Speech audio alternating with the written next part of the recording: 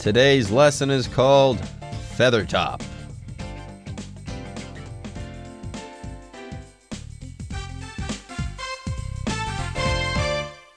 Hello, everyone. My name is Jeff. My name is Roger, and today we're going to talk about a short story that was published a long time ago.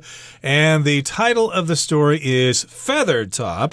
This story was published in 1852, I believe, before the American Civil War.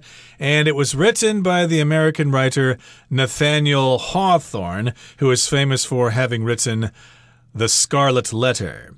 The Scarlet Letter, amongst other things. He's a famous early American author. And yes, apparently he is responsible for what we'll be summarizing today, Feathertop. Yes, today we'll be reading a summary or a synopsis of this particular piece of literature. Anyways, why wait? Let's go ahead and get started. Let's start reading right after a short break. Feathertop. Crows had always been a problem in Mother Rigby's corn patch in spring. But this year, they were true pests, a blanket of black wings that devoured everything in sight. The woman, who was known to have the powers of a witch, resolved to deal with the issue by constructing a scarecrow. 大家好，第一部分我们看到单字 patch 这个字是名词，指小块土地与周围不同的小区域。例如 We walked through the pumpkin patch looking for the biggest pumpkin. 我们走过南瓜田寻找最大的南瓜。或是 There is a patch of grass in the yard that has turned yellow. 院子有一块小草地变成枯黄色。另外，除了上面的意思，这个字也可以指补丁，像是 Maria sewed a patch over the hole in her son's pants. Maria 缝了一块补丁在她儿子长裤的破洞上。接着，我们看到动词 devour 指吞噬，狼吞虎咽。例如 Mina was so hungry after basketball practice that she devoured an entire roast chicken. 篮球练习结束后 Mina 饿到吃下一整只烤鸡。或是 Philip devoured his meal in a few gulps. Philip 狼吞虎咽几口就吃完他的餐点。再来，我们看到片语Resolve to 加动词，表示决定点点点，下定决心点点点。举例来说 You should resolve to keep a record of all the spending you do. 你应该下定决心记录你所有的花费。或是 With no one around to help him, Ken resolved to fix the sink by himself. 因为身边没有人帮他 Ken 决定自己修水槽。另外补充一个相关片语 Make a resolution to 加动词RESOLUTION Make a resolution to 表示下定决心做点点点，像是 Harold made a resolution to learn a foreign language this year. Harold 下定决心今年要学一种外语。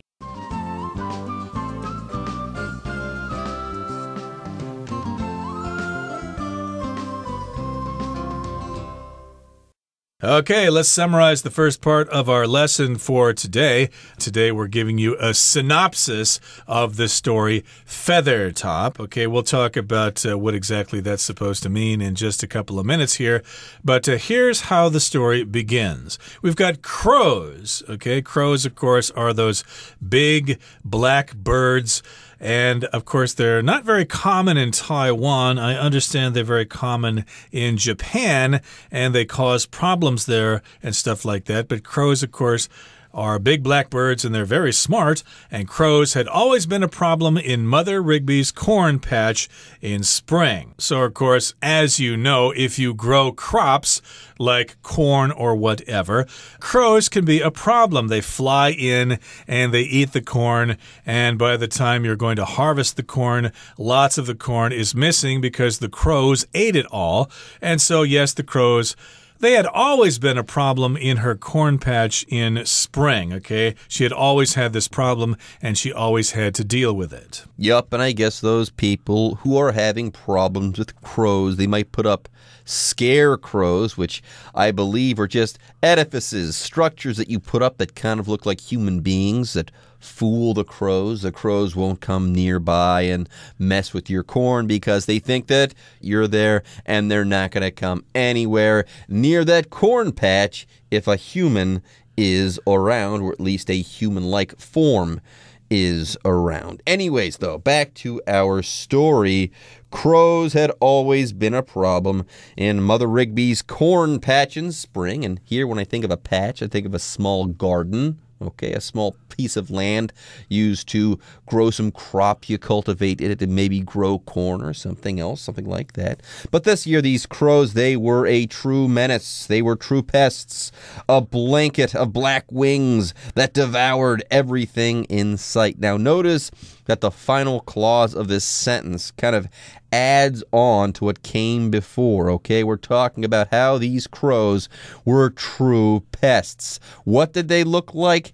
Wow, when they swooped in there, they looked like a blanket of black wings that devoured everything in sight. Wow, if you change the color there, okay? These crows, they almost seem like a swarm of locusts swooping in there and eating everything to be found, devouring everything in sight. Anyways, if you do devour something, you eat something with a whole lot of energy, like you were really hungry. I ate that sandwich in 2 bites. I was just that hungry. I devoured that sandwich. Yeah, when I was stuck in a traffic jam in my first year in Taiwan, when we finally got to Hsinchu, I devoured a bowl of fried rice. I was so hungry from having sat in that car for so long a time. But in this particular case, we had lots of crows together, so they looked like a blanket of black wings, and those crows devoured everything that they could see. They ate everything that was there. So the woman, again, Mother Rigby, who was known to have the powers of a witch, resolved to deal with the issue by constructing a scarecrow. So this woman, Mother Rigby, was known to have the powers of a witch. So I guess this story has a little bit of the supernatural here. So, of course, she resolved to deal with this problem. If you resolve to do something, you make a decision and you don't take no for an answer. You're going to do this thing no matter what. She made up her mind and she's going to do it. She has determined that this is the right course of action. She resolved to deal with the issue by constructing a scarecrow, which is what I mentioned before. Why do you need to be a witch, though, to construct a scarecrow? These are questions that come to my mind. I don't really understand. I think that I could make a scarecrow, and I'm definitely not a witch myself. Maybe there's something more to this Mother Rigby person, but we won't know for sure until we read on, and we'll do so right after a short break. She assembled its body using a bundle of sticks and straw, clothed it in quality garments, and placed a pumpkin topped with a feathered cap upon its shoulders. Evaluating her work, she decided it was too handsome to use as a scarecrow, so she stuck a pipe in its mouth and named it Feathertop.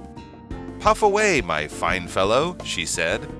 And as the coal in the pipe burned away, Feathertop began to come to life, like an old man who'd just woken up from a long sleep. 第二部分我们看到动词 assemble 指组装集合，例如 Tommy was able to assemble the model car in a day. Tommy 能够在1天之内组装好汽车模型，或是 The teachers assembled the students in the school's theater to hear the principal speak. 老师将学生集合到学校的剧场听校长演讲。接下来我们看到单字 garment 这个字是名词，指一件衣服。我们可以说I couldn't identify any of the garments that were showcased at the fashion show. 我无法认出那些在时装秀展出的任何一件衣服。另外，除了上面的意思，这个字还可以指服装、衣着，像是 My sister wears her headscarf, a religious garment, whenever she goes to the temple. 我姐姐每次去庙里都会围着她的头巾，那是一种具有宗教意涵的装扮。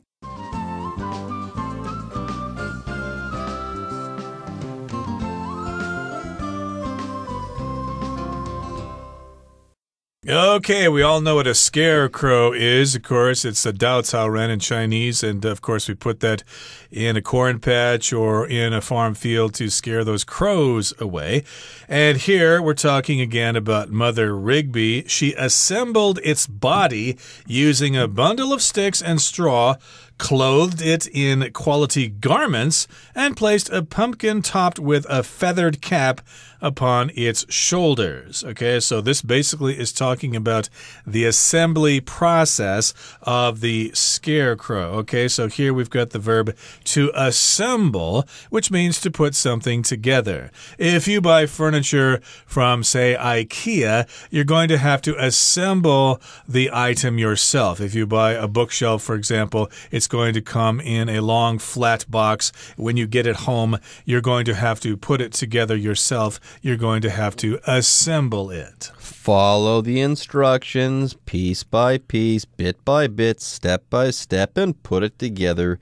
Assemble it. And here we've got Mother Rigby. She says, you know what? It's time for me to build a scarecrow. And then she does it. She assembled its body using a bundle of sticks and straw. Got it. Then she clothed it in quality garments, i.e. she put good clothes, good pieces of clothing on this bundle of sticks and straw that was fast becoming a scarecrow. Yep, she didn't dress it in an old t-shirt and some torn up gym shorts or something. She actually put some really nice clothing items on this scarecrow, maybe some Calvin Klein underwear and some Levi's jeans and an Armani suit and some other fancy items of clothing.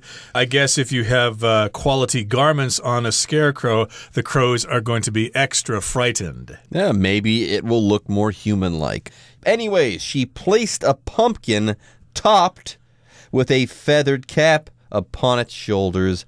I guess that's the head of this particular scarecrow. So now there you have it, a real scarecrow in the flesh, so to speak. Now, evaluating her work, she decided it was too handsome to use as a scarecrow, so she stuck a pipe in its mouth and named it Feathertop. So she evaluated her work, looked it over, said, hey, I think I did a pretty good job. I give myself an A+. In fact, this particular scarecrow is so handsome that I'm going to give it a pipe, name it Feathertop, and then not use it as a scarecrow? She's not going to use the scarecrow as a scarecrow? What is going on here? This does happen sometimes. We make something ourselves and we realize it's so good that we don't want to wear it because we're afraid we might break it or something. And so indeed, she did make this scarecrow out of quality garments, and it was topped with a feathered cap, and of course it had the pumpkin there as well. So yeah, she looked over her work, she evaluated it. She thought, well, this is good and this is bad. This could be better. That's what to evaluate means. But she thought, in the end, I did a really great job here. How can I use this as an actual scarecrow? But still, it got the name Feathertop, which is a very clever name because it had a feather on top of its pumpkin head. And Feathertop comes alive. Remember, I said that there must be something to this Mother Rigby character and her making of this scarecrow. I mean, you don't need to be a witch to make a scarecrow, but here we do have a witch. She's making a scarecrow, and she is going to bring her powers to bear on Feathertop. Puff away, my fine fellow, she said. She's referring to the guy's pipe that she's given him. And as the coal in the pipe burned away, Feathertop began to come to life like an old man who'd just woken up from a long sleep. So there you go. Mother Rigby has brought her powers to bear on this particular thing, the scarecrow, and now we've got an old man kind of like, a scarecrow old man who just woken up from a long sleep. How about that? And he's puffing away on a pipe. Okay, that brings us to the end of the second part of our lesson for today. Let's move on now to the third part. Soon, it was nearly impossible to distinguish Feathertop from a handsome gentleman. Thinking of what to do next, Mother Rigby recalled Polly, the beautiful daughter of Judge Gookin. She told Feathertop to go into town and introduce himself to Polly Gookin. However, he must keep smoking and filling up his pipe, for if the coal should die, so would he.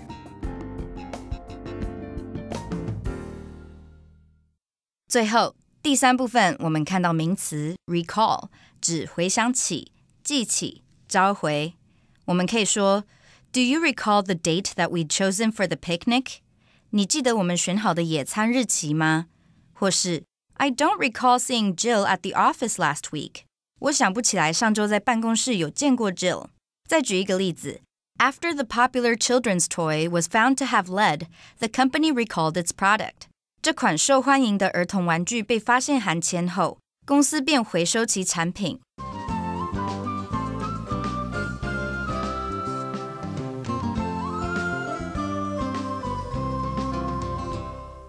Okay, so Feathertop, he's alive. He has come to life. He's kind of like an old man who's just woken up from a long sleep. He's puffing away on his pipe there. How cool is that? But get this, there's more soon. It was nearly impossible to distinguish Feathertop from a handsome gentleman. So we've gone from a scarecrow to a creature that is alive and kind of resembles an old man who's just woken up from a long sleep. And now we've moved on to this particular being, entity, Feathertop here. He's now a handsome gentleman, or at least it's difficult or nearly impossible to tell Feathertop from a handsome gentleman. By the way, if you tell two things apart from one another, you are distinguishing those two things, and it's becoming hard to tell the difference between this scarecrow Feathertop and a handsome gentleman now. She could not tell them apart. And thinking of what to do next, Mother Rigby recalled Polly, the beautiful daughter of Judge Gookin. Okay, so here to recall just means to remember something or someone. So she was thinking about what to do next, and then she remembered, hey, that reminds me of Polly, and Polly is the daughter of Judge Gookin, and she's beautiful. And she told Feathertop to go into town and introduce himself to Polly Gookin. However, he must keep smoking and filling up his pipe, for if the coal should die, so would he. So there you go. Puff away, old man, said Mother Rigby, and this is kind of important. The moment he stops puffing away, he will go back to being just a simple scarecrow. So there you go. Go find Polly Gookin. Introduce yourself. She's amazing. She's beautiful. You're a handsome guy. But if you stop smoking and filling up your pipe, if the coal in that pipe dies, you're gonna die too. You'll be just a simple scarecrow once again. What an interesting turn of events. Yep, he's got to keep filling up that pipe. For here just means because. If he does not fill up his pipe with coal in this particular case, then he will die just like the coal. So if the coal burns out, then he's going to burn out too. That doesn't sound very good. I don't think it's a good idea to be smoking all the time. Even chain smokers have to take a break from time to time. Okay, like when they're sleeping. Yeah, you got to stop smoking when you're sleeping. Otherwise, you might start a fire and burn your face. Okay, that brings us to the end of our explanation for today. Here comes our Chinese teacher.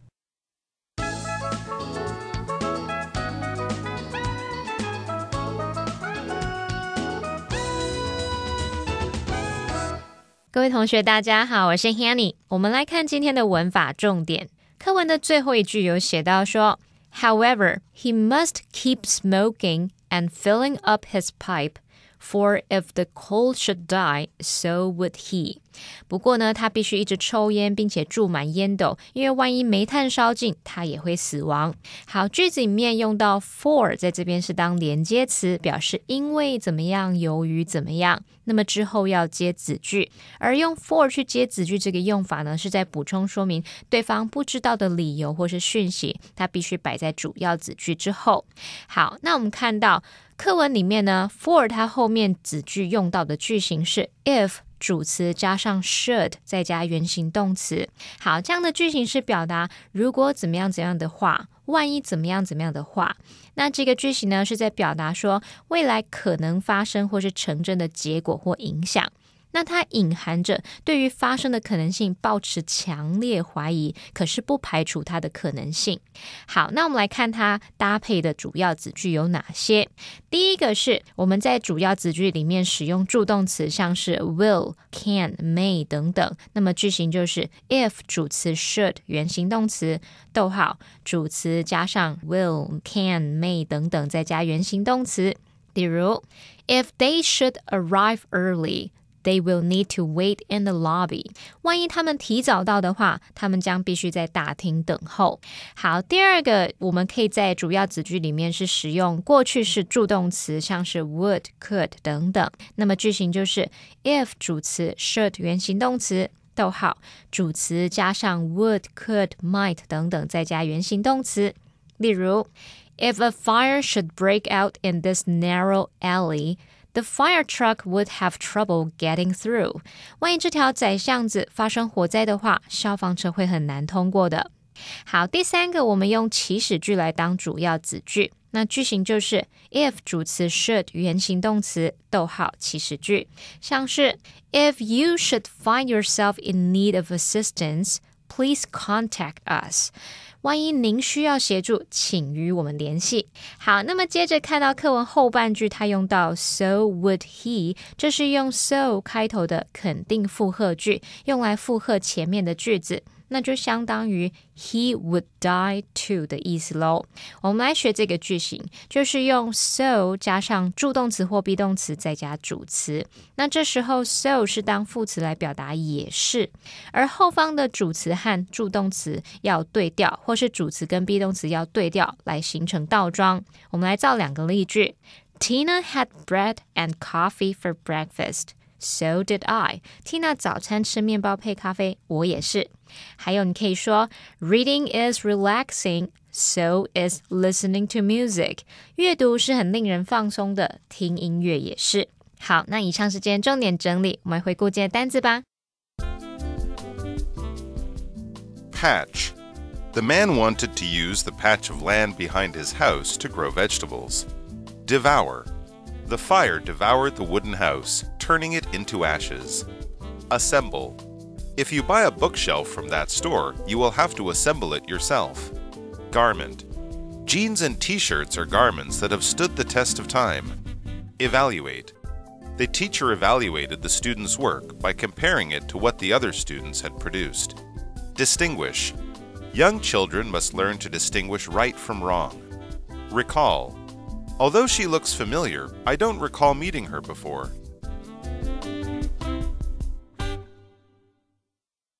Well, everyone, today's article has come to an end, and I sure hope you guys enjoyed reading and learning along with us. I am Jeff. I am Roger. See you next time.